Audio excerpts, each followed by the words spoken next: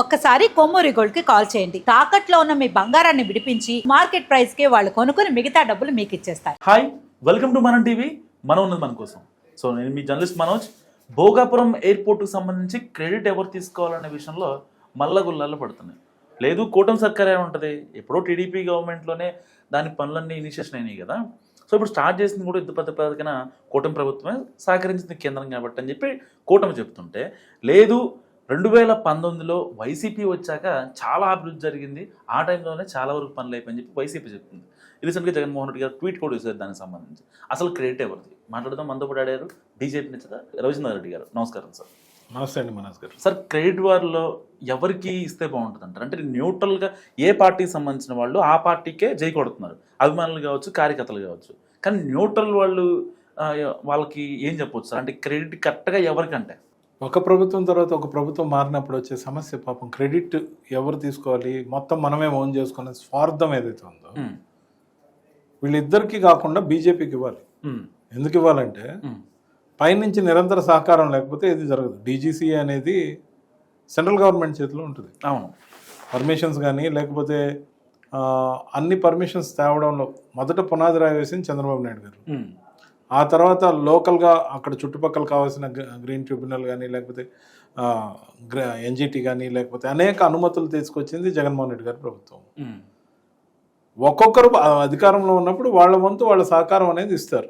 తర్వాత జిఎంఆర్కి ఆ ప్రాజెక్ట్ అల్లకేట్ అవ్వడం, తర్వాత వేగంగా పనులు మొదలు కావడం వైఎస్ఆర్సీపీ ప్రభుత్వంలో జరిగితే క్రెడిట్ అంతా ఒకరే తీసుకునేదానికి అవకాశం లేదు ఇక్కడ. మరి గత 19 నెలల్లో 20 నెలల్లో వేగవంతం చేయడంతో పాటు 2026 జూన్లో కదా ప్రాజెక్టు పూర్తిగా అమల్లోకి వచ్చేది. అంటే భోగాపురం ఎయిర్పోర్టు నరేంద్ర మోడీ గారి సారథ్యంలో ఆ రోజు ఆయన బహుశా జూన్లో సమ్ డేట్ ఇనాగరేషన్కి రెడీ అవుతుంది. మరి జూన్ అంటే 2 సంవత్సరాలు ఈ కూటమి ప్రభుత్వం. అక్కడ 2022 నుంచి ఏదైతే పనులు మొదలయ్యాయో దాంట్లో ఉన్న ఒక 2 సంవత్సరాలు, మొత్తం 4 సంవత్సరాలకు పైగా పనులు జరిగాయి. ఒకరు సంకల్పిస్తే ఒకరు పనులు మొదలు పెట్టారు. అందరూ తీసుకోండి, ఏమి ఇబ్బంది లేదు. కానీ దీన్ని వివాదానికి ఉంటాం. అదేవిధంగా గూగుల్ డేటా సెంటర్ విషయంలో కావచ్చు, అదానీ డేటా సెంటర్ని గూగుల్ డేటా సెంటర్ని అదని ఇదని వాదనలు ప్రతివాదన. ఇప్పుడు ఎవరికి వాళ్ళు క్లెయిమ్ చేసుకోవడం కాకుండా ఎవరు అధికారంలో ఉన్నప్పుడు వాళ్ళు చేసేటప్పుడు గత ప్రభుత్వం సంకల్పించిన దాన్ని మేము పూర్తి చేస్తాం, పూర్తి సమర్థవంతంగా చేసాం, వేగవంతంగా చేసాం, కేంద్ర ప్రభుత్వం యొక్క సంపూర్ణ సహాయ సహకారాలు మాకున్నాయి కాబట్టి ఇంత వేగంగా జరిగింది. అయితే ఒకటి కలిసి వచ్చే అంశం కూటమికి సంబంధించి ఆ రోజున అశోక్ గజపతి రాజు గారు ఏవియేషన్ మినిస్టర్గా ఉన్నారు, ఈ రోజున ఏవియేషన్ మినిస్టర్గా రామ్మోహన్ నాయుడు గారు ఉన్నారు. కూటమి నుంచి ఉన్నారు.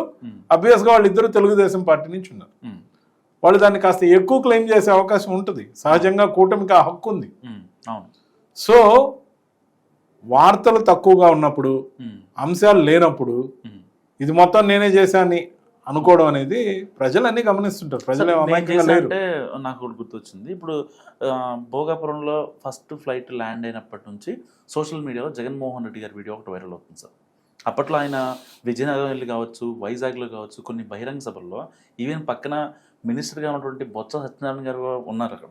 ఆ వేదికలపై జగన్మోహన్ రెడ్డి గారు ఏమన్నారంటే, అసలు భీమిల్లో వైజాగ్లో ఎయిర్పోర్ట్ ఉంటే భోగాపురంలో ఎయిర్పోర్ట్ కట్టాల్సిన అవసరం ఏంటి, ఎలాగైనా సరే మనం కేసులు వేసి దీన్ని ఆపించే ప్రయత్నం చేయాలి అని ఎవరో అక్కడ వచ్చిన వాళ్ళు రైతులు కూడా చెప్పారు. ఎందుకంటే నేను ఒప్పుకోను దీన్ని. ఎందుకంటే నేను ఈరోజు బీజేపీలో ఉండొచ్చు, గతంలో వైసీపీలో ఉండొచ్చు, అంతకుముందు కాంగ్రెస్లో ఉండొచ్చు.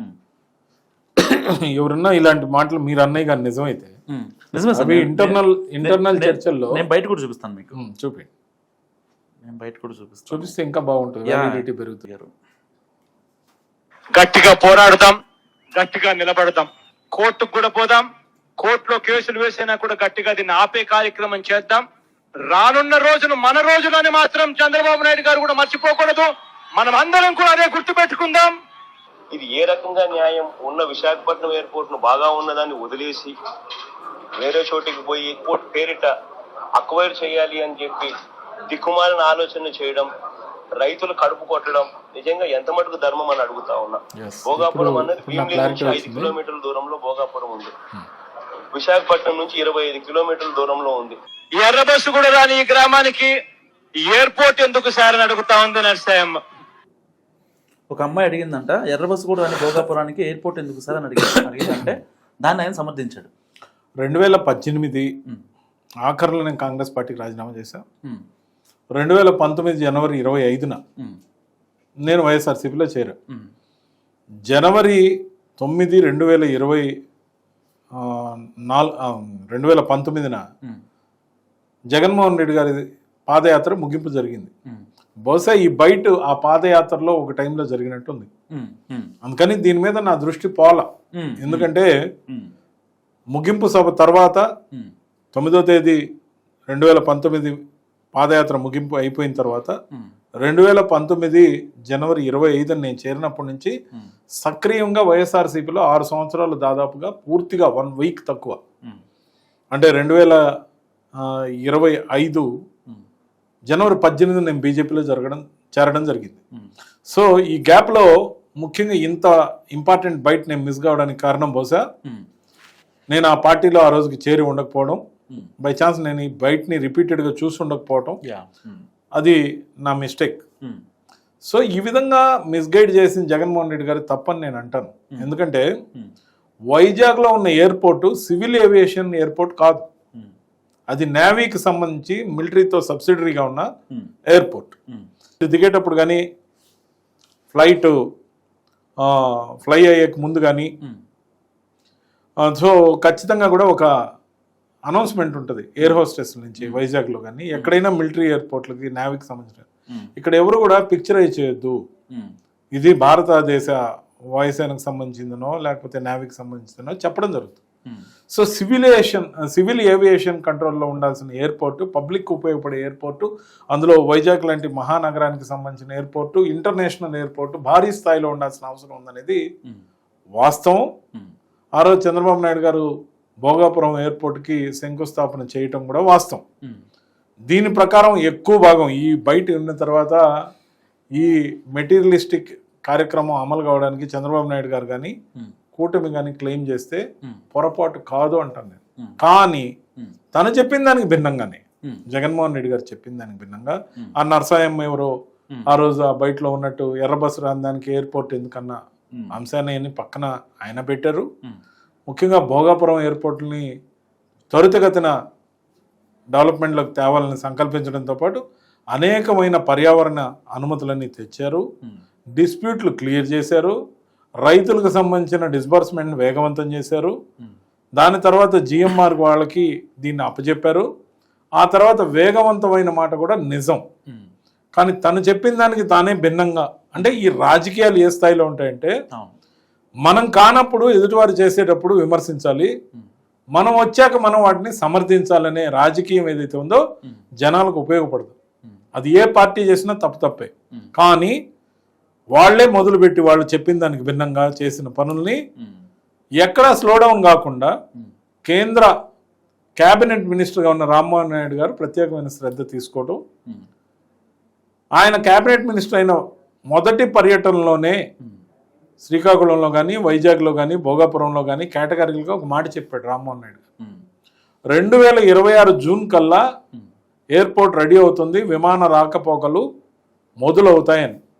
ఆ టైం బౌండ్ ప్రోగ్రామ్కి ఈ ప్రాజెక్ట్ని తీసుకొచ్చి ప్రజలకు అందిస్తున్న జిఎంఆర్ని కూడా మనం అభినందించాలి. సో ఖచ్చితంగా కూడా నిన్న ట్రయల్ ఫ్లైట్ ఏదైతే ఢిల్లీ నుంచి వచ్చిందో, ఫస్ట్ ఫ్లైట్ ల్యాండ్ అయిందో, ఇది శుభసూచకం. ఖచ్చితంగా రాబోయే రోజుల్లో నిజంగా జూన్కే దాదాపు టెంటేటివ్ షెడ్యూల్ కూడా ఖరారు అవుతుంది. ప్రధానమంత్రి గారి ఆధ్వర్యంలో రాజకీయాలకు అతీతంగా ఎవరైనా కూడా ఇలాంటి వాటిని స్వాగతించాలి, కానీ ఎద్దేవా చేయకూడదనేది నా అభిప్రాయం భారతీయ జనతా పార్టీ నుంచి. అంతేకాదు జగన్మోహన్ రెడ్డి గారి హయాంలో కొన్ని పోర్టులు ప్రారంభించారు, కానీ రామాయపట్నం పోర్టు సంకల్పం చంద్రబాబు నాయుడు గారిది, కానీ రామాయపట్నం పోర్టుని వేగవంతం చేసిన జగన్మోహన్ రెడ్డి గారు. ఇప్పుడు అది కొనసాగుతుంది. అలాగే ఏదైనా బందర్కు సంబంధించి ఎప్పటి నుంచో కాంగ్రెస్ పార్టీ హయాం నుంచి ప్రతిపాదన ఉండింది, ఆ తర్వాత అనుమతులు వచ్చి మొత్తం అంతా కలిపి పనులు మొదలైన తర్వాత జగన్మోహన్ రెడ్డి గారి హయాంలో జరిగితే వేగవంతంగా పనులు చేయాల్సిన బాధ్యతని కూటమి ప్రభుత్వం తలకెత్తుకుంది. ఎవరు ఒకరే ప్రభుత్వం 30 ఏళ్ల పాటు 20 ఏళ్ల పాటు అధికారంలో ఉండరు. పోలవరం అట్లా అనుకుంటే ఎప్పుడో మొదలైంది, శంకుస్థాపన ఎవరో చేశారు. రాజశేఖర రెడ్డి గారి హయాంలో దానికి కొన్ని మొదలయ్యాయి. తర్వాత కిరణ్ కుమార్ రెడ్డి గారు దానికి అనుమతి ఇచ్చారు. దాని తర్వాత చంద్రబాబు నాయుడు గారు సోమవారం పోలవరం ముందుకు తీసుకెళ్లారు. తర్వాత జగన్మోహన్ రెడ్డి గారు మరింత వేగవంతం చేశారు. ఒకరి ఆధ్వర్యంలో ఒక ప్రభుత్వానికి సంబంధించిన పీరియడ్లో స్టార్టింగ్ టు ఫినిషింగ్ అని కంప్లీట్ అయితే అటువంటి ప్రాజెక్టులు మాత్రమే ఆయా ప్రభుత్వానికి క్రెడిట్ని పూర్తిగా క్లెయిమ్ చేసుకునే అవకాశం ఉంటుంది. కానీ లేకపోతే వాళ్ళ హయాంలో వీళ్ళ హయాంలో జరిగింది, ఇది మా ఉమ్మడి కృషి అని చెప్తే హుందాగా ఉంటుంది. అట్లా కాకుండా రాజకీయాల కోసం జనాల్ని కన్ఫ్యూజ్ చేసే విధంగా ఎవరికి తోచిన మీడియాలో వాళ్ళు ఊదరగొట్టుకుంటే వచ్చే ప్రయోజనం రాజకీయంగా కూడా పెద్దగా ఉండదు. కాకపోతే వాళ్ళకి సంబంధించిన ఛానల్స్కి ఇన్పుట్గా మారుతుంది మాత్రమే. ప్రజలు అన్నీ గమనిస్తారు, ప్రజలు విఘ్నులు. Thank you sir. సో ఇది రవిచంద్ర రెడ్డి గారి అనాలిసిస్. మీరేమనుకుంటున్నారో మస్ట్ కామెంట్ చేయండి. చూస్తూనే ఉండండి మనం టీవీ.